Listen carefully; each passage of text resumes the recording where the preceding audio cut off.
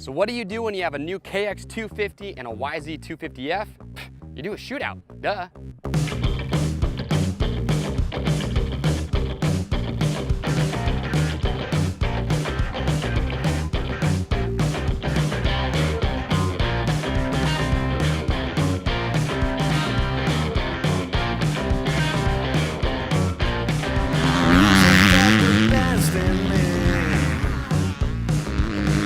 Since I was a child, now it's showing its ugly face.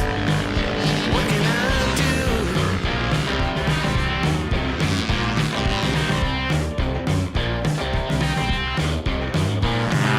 Music creeps into my dreams, wakes me into sweaty sheets, abandons me when nights died out.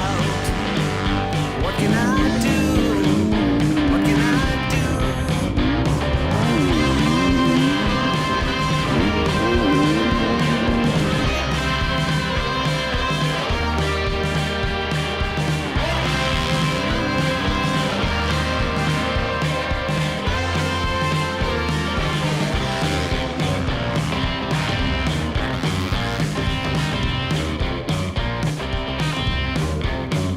So I better use my legs and run before it is too late to flee.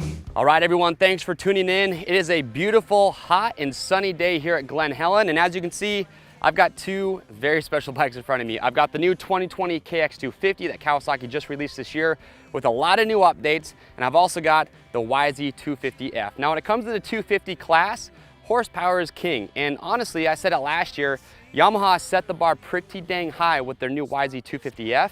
So today what we want to do is take the all-new KX250, which they did a lot of work to this thing. They changed the valve train on it, they have a bigger bore with a shorter stroke, and I really think, in my opinion, Kawasaki was gunning for the YZ250F. So what better way to test it out than to put the two head-to-head? We're out here at Glen Helen, probably one of the best tracks possible if you want to test horsepower, just because of the big hill climbs that they have out here. So we're gonna go through and put these two bikes head to head. I've got Colton Ack out here, who is a professional supercross racer. I'll be the intermediate guy. We're gonna burn some laps, and at the end of the day, we're gonna come back and tell you our thoughts and ultimately give you guys a winner.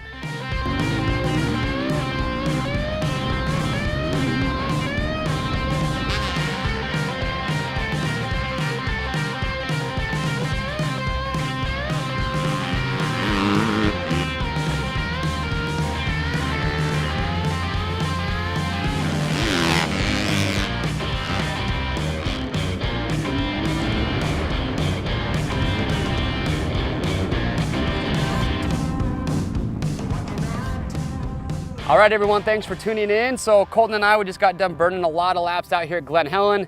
Track got pretty rough today, square edgy, so it was a really good day for just testing bikes in general. But like I said earlier, we've got the new 2020 KX250 versus the YZ250F. Now, I know it's on the 2020, but remember, from 19 to 20, this bike was unchanged besides graphics, so it's still the same bike. Colton, in my opinion, I think when it comes to motors in the 250 class, that's kind of what's king.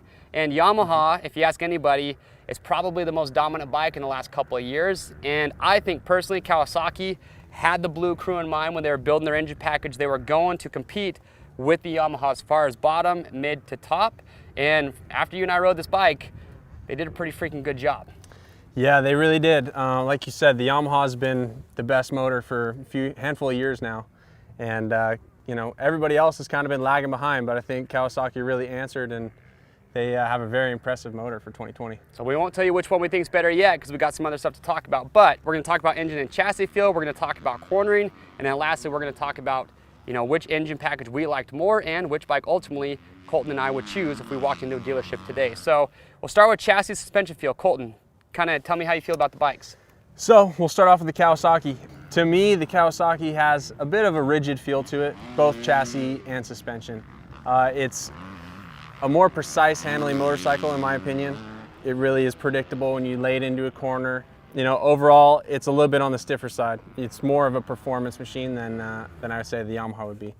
The Yamaha is more forgiving and more of a comfort feel. The suspension is plush. The chassis really does a good job of absorbing bumps. So it's kind of yin and yang here.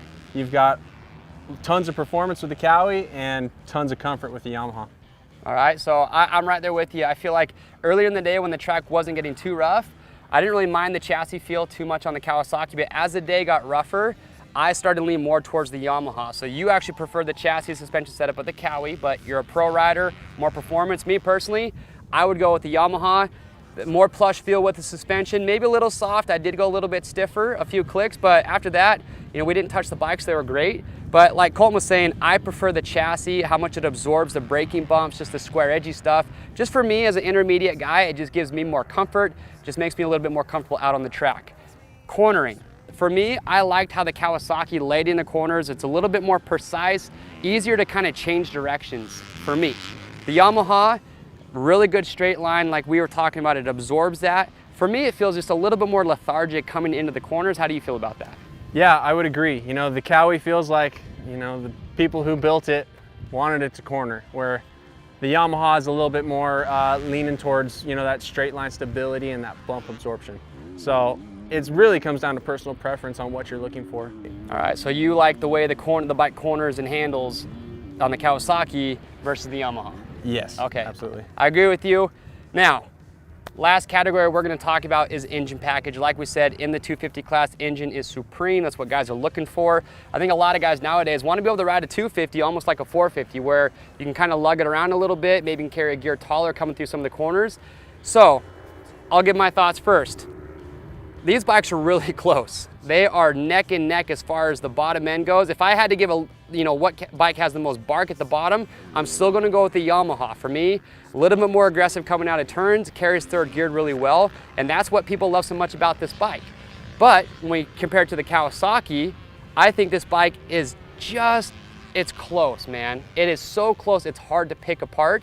But where I think the Kawasaki excels is that mid to top. I think this bike actually carries second and third gear, even fourth longer, and it revs out a little bit farther. So I personally would actually sacrifice a little bit of the bark down low with the Yamaha to get that extra pull that I got out of the Kawasaki. How did you feel about it? So like you said, the Yamaha I really think has a little bit more bark down low. That throttle response and that torque right off the bottom is better on the Yamaha. In every other condition, I think I prefer the Kawasaki. It's not bad on the bottom by any means. It's got good torque, but it is just slightly less powerful than the Yamaha on the bottom end. So other than that, over rev and mid range is great, and it really beats it out on the top side on the Yamaha. So. And we did experiment with the different maps on the Yamaha. One of the coolest parts about the Yamaha is they have their Power Tuner app, which I think is kind of the direction I think some other bike brands are going, or probably should go, because you can customize it. So hey, if you can do it, it comes stock. You can do it all you want. It counts in the shootout. So we actually put on the Kiefer Inc. testing map on here today, tried some of those out. But ultimately for me, yeah, I agree. I think the Kawasaki engine package is probably what I would prefer. But the real question is, Colton, if you go to a dealership today, which one of these bikes are you going to buy? If I'm spending my own money, I'm picking the Kawasaki. Even with the Kickstarter, because we haven't talked about that yet. Kickstarter, that's right. Can't forget the Kickstarter. Don't even forget, man. I feel like a complete girl saying this, but having electric start is so nice. That's the one thing on the Kawasaki that it could be a deal breaker for me. And this bike's hard to kick over sometimes. It is. It makes a lot of compression, so you got to really, put some good effort into it to kick it over. We've been spoiled with electric starts now for so long that when you get back on a kickstart bike, I know everyone says, it's kicking a bike's not a big deal. Well, I'm getting to the point where it kind of is, and I'm sorry. I know you guys might hate on me for that, but Kickstarter, get rid of the Kickstarter, you're Kawasaki 100%. Absolutely. I just really prefer the handling character of the Kawasaki. It's just a little bit more precise for me, and like I said, I feel like I get a little bit more performance out of it. All right. So. You're bleeding green. I'm bleeding blue. For me, if I go into a dealership today, I'm going with the Yamaha, and here's why.